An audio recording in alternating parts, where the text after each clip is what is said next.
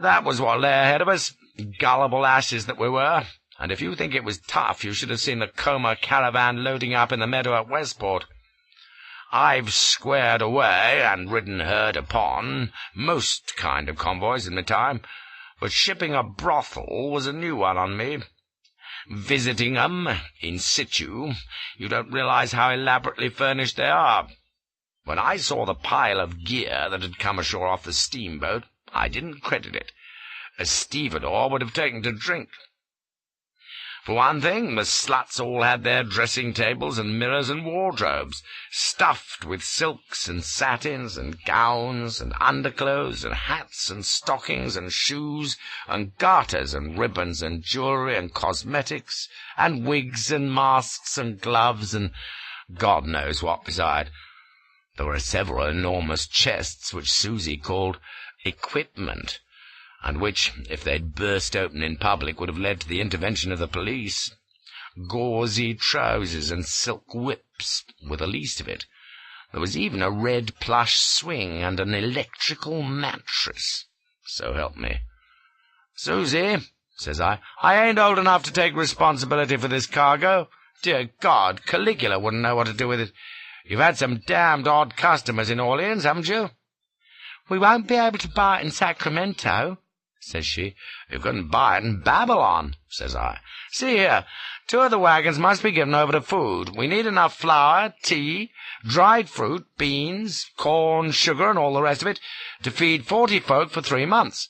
At this rate, we'll finish up eating lace drawers and frilly corsets."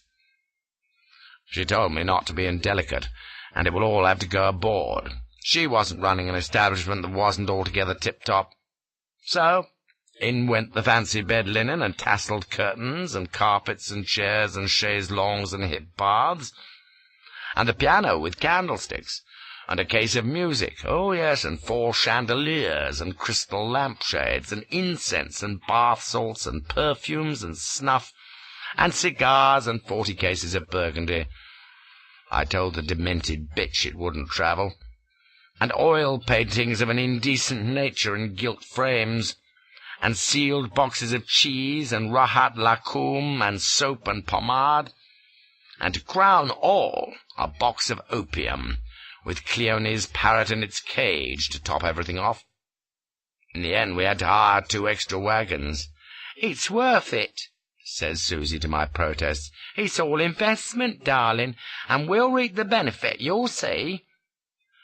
"Provided the goldfields are manned entirely by decadent frog poets, we'll make a bloody fortune," says I.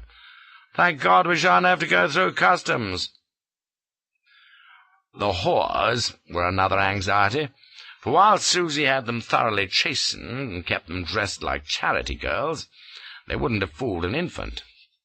They were all coloured and stunners, and they didn't walk or even sit, like nuns exactly.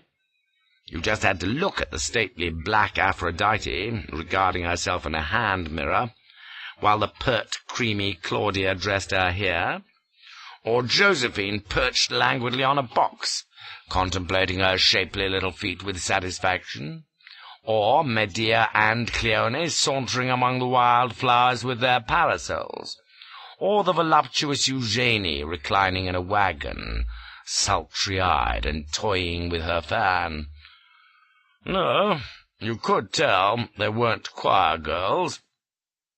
I took one look at the score of drivers and guards that Owens had hired for us, and concluded that we'd have been a sight safer carrying gold bullion.